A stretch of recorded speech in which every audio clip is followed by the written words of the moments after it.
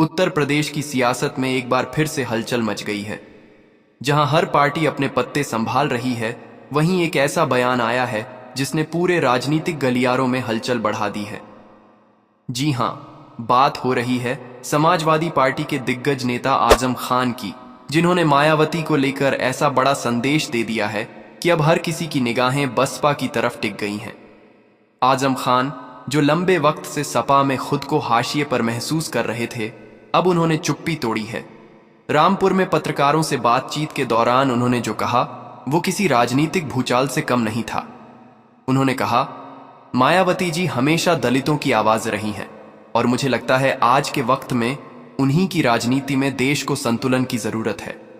बस इतना कहना था कि राजनीतिक हलकों में चर्चा शुरू हो गई कि क्या आजम खान बसपा में शामिल होने की तैयारी कर रहे हैं। सपा से लगातार दूर होते आजम खान के तेवर पहले से ही संकेत दे रहे थे कि वो अब किसी नए राजनीतिक ठिकाने की तलाश में हैं। अखिलेश यादव से रिश्तों में खटास किसी से छुपी नहीं।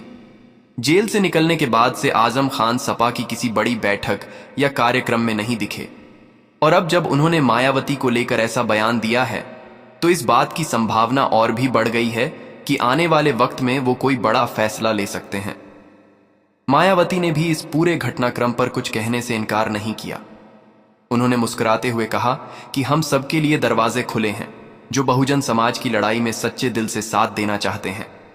अब ये मायावती का बयान कोई सामान्य राजनीतिक लाइन नहीं लग रही थी, क्योंकि वो जानती हैं आजम खान के पास रामपुर, मुरादाबाद और आसपास के मुस्लिम इलाकों में मजबूत पकड़ है, और अगर वो बसपा के साथ आते हैं तो ये गठजोड़ यूपी की सियासत में नया समीकरण बना सकता है।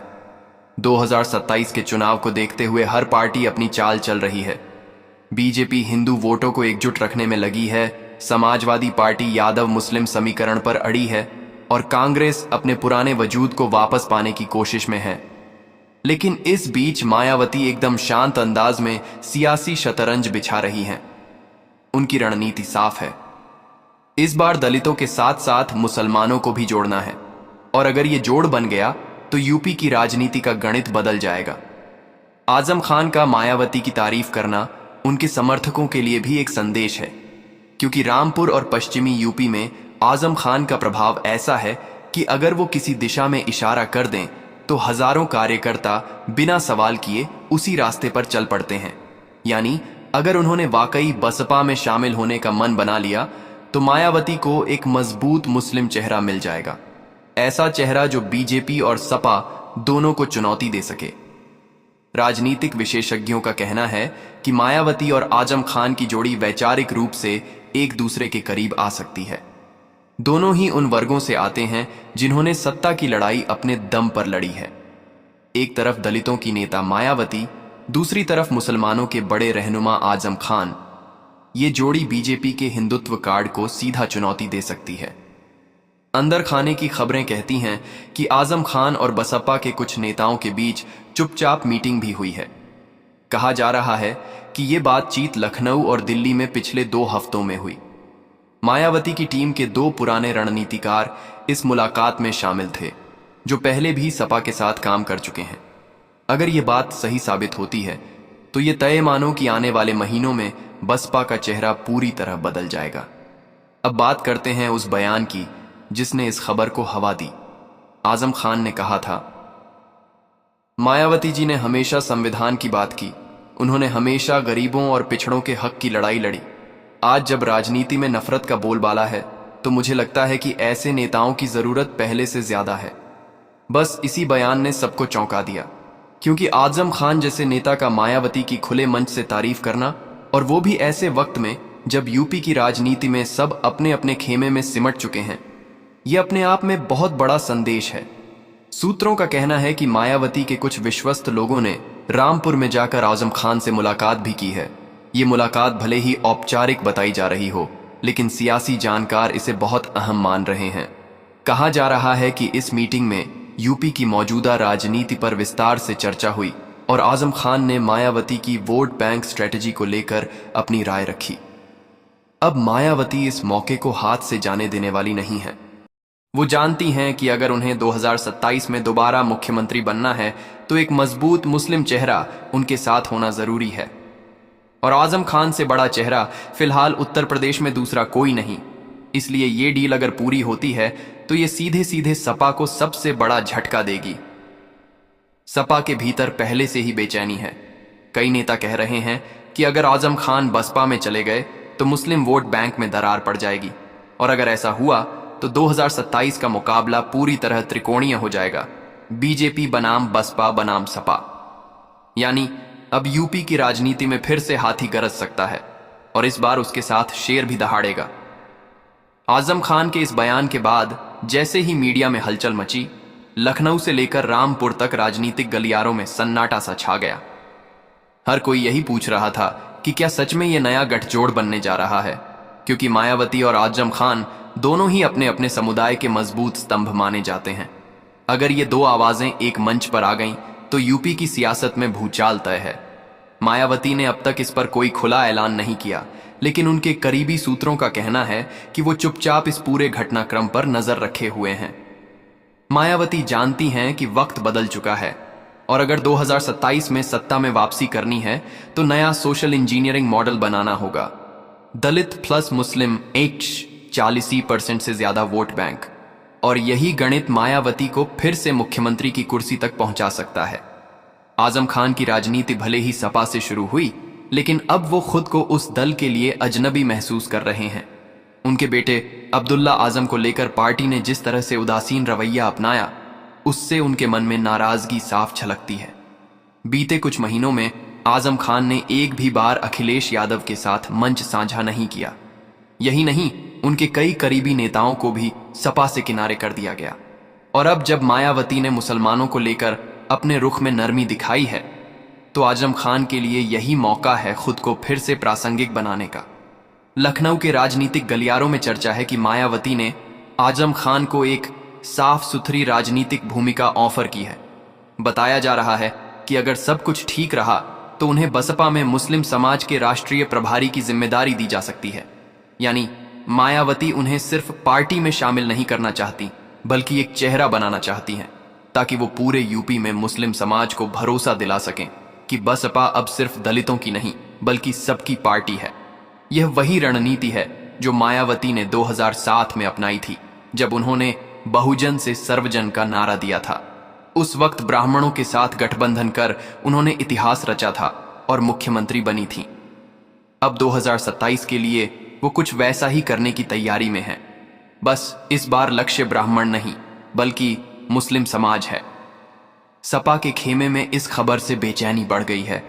पार्टी के अंदर से कुछ नेता यह भी कह रहे हैं कि आजम खान के बिना मुस्लिम वोटों को संभालना मुश्किल होगा, क्योंकि सपा की राजनीति में आजम खान सिर्फ एक नेता नहीं बल्कि आवाज थे।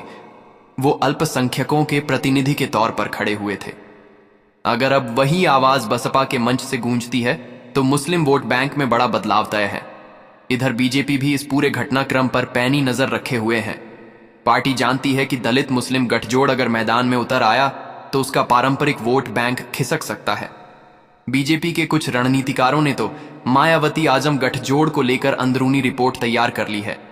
उसमें साफ कहा गया है कि अगर बसपा ने मुस्लिम उम्मीदवारों को 70 से ज्यादा सीटों पर उतारा और आजम खान ने समर्थन कर दिया तो पश्चिमी यूपी में बीजेपी को नुकसान होगा। मायावती इस समय एकदम शतरंज की तरह चाल चल रही है। उन्होंने सार्वजनिक तौर पर न तो आजम खान के बयान का स्वागत किया न ही खंडन, लेकिन बसपा के सोशल मीडिया हैंडल पर मायावती के पुराने बयान फिर से शेयर किए जा रहे हैं, जिनमें वो कहती हैं, हमारा लक्ष्य सभी कमजोर तबकों को साथ लेकर चलना है। यानी ये अप्रत्यक्ष संदेश है कि पार्टी अब सिर्फ बहुजन की नहीं बल्कि सभी वंचित वर्गों की लड़ाई लड़ेगी। अगर आजम खान बसपा में शामिल होते हैं तो इसका असर सिर्फ यूपी में नहीं बल्कि राष्ट्रीय स्तर पर भी दिखेगा, क्योंकि मायावती हमेशा से खुद को प्रधानमंत्री पद की दावेदार के रूप में पेश करती रही हैं, और मुस्लिम चेहरा मिलने के बाद उनकी राष्ट्रीय राजनीति में फिर से एंट्री आसान हो जाएगी। राजनीतिक जानकारों का कहना है कि आजम खान को लेकर मायावती की सोच साफ है। वो ऐसे नेता चाहती हैं जिनकी पकड़ जमीन पर हो, जो वोट दिला सकें, और जिनकी साफ साख हो। आजम खान भले ही विवादों में रहे हों, लेकिन उनकी लोकप्रियता अब भी बरकरार है। रामपुर, मुरादाबाद, संभल, बिजनौर और अमरोहा जैसे जिलों में अगर बसपा को 10-15% भी अतिरिक्त मुस्लिम वोट मिल जाते हैं तो समीकरण पूरी तरह बदल जाएगा। दूसरी ओर बसपा के पुराने कार्यकर्ता भी इसे मौका मान रहे हैं। उनका कहना है कि पार्टी को अब नया ऊर्जा चाहिए और आजम खान जैसे नेता के आने से वो ऊर्जा वापस आ सकती है। कई बसपा जिलाध्यक्षों ने सोशल मीडिया पर अप्रत्यक्ष रूप से इस फैसले का स्वागत किया है, लेकिन कुछ पुराने नेता थोड़ा सतर्क भी हैं। उनका कहना है कि आजम खान का अपना स्टाइल है, वो खुलकर बोलते हैं, जबकि मायावती अनुशासन पर चलने वाली नेता हैं। ऐसे में दोनों के बीच तालमेल कैसे बैठेगा, ये देखना दिलचस्प होगा। इधर मीडिया में यह भी खबरें हैं कि आजम खान ने अपने समर्थकों से कहा है कि अब वक्त आ गया है कि हम अपनी सियासत खुद तय करें, दूसरों के इशारों पर नहीं। यह बयान साफ संकेत देता है कि अब वो किसी बड़ी घोषणा की तैयारी में हैं। कहा जा रहा है कि आने वाले कुछ हफ्तों में रामपुर में एक बड़ा जनसमागम होगा, जिसमें मायावती खुद शामिल हो सकती हैं और वहीं से यह नया अध्याय शुरू होगा। अगर ऐसा होता है तो यह सिर्फ एक ज्वाइनिंग नहीं होगी, बल्कि यूपी की राजनीति का सबसे बड़ा पलटवार होगा, क्योंकि पिछले कई सालों से जो मुस्लिम वोट सपा के साथ जमे हुए थे वो अब धीरे धीरे बसपा की ओर शिफ्ट हो सकते हैं। और यही वो चीज है जिससे अखिलेश यादव सबसे ज्यादा डरते हैं।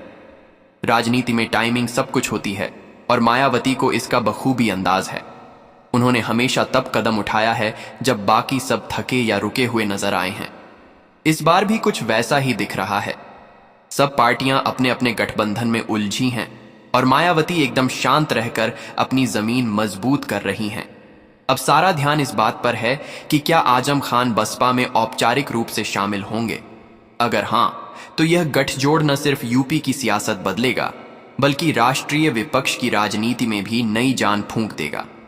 दलित और मुस्लिम, ये दो शब्द ही भारतीय राजनीति की दिशा तय करने में काफी हैं, और अगर मायावती ने इन्हें एक मंच पर ला दिया तो 2027 में फिर से हाथी का बिगुल जोर से बज सकता है। अब बस सबकी निगाहें रामपुर पर टिकी हैं, क्योंकि कहा जा रहा है वहीं से आने वाला ऐलान यूपी की सियासत का सबसे बड़ा मोड़ साबित हो सकता है। और उस दिन शायद मायावती के मंच से आजम खान यह कहते नजर आएं, अब वक्त है बहुजन मुस्लिम एकता का, जिसके बाद पूरा मैदान गूंज उठे, जय भीम, जय बहुजन।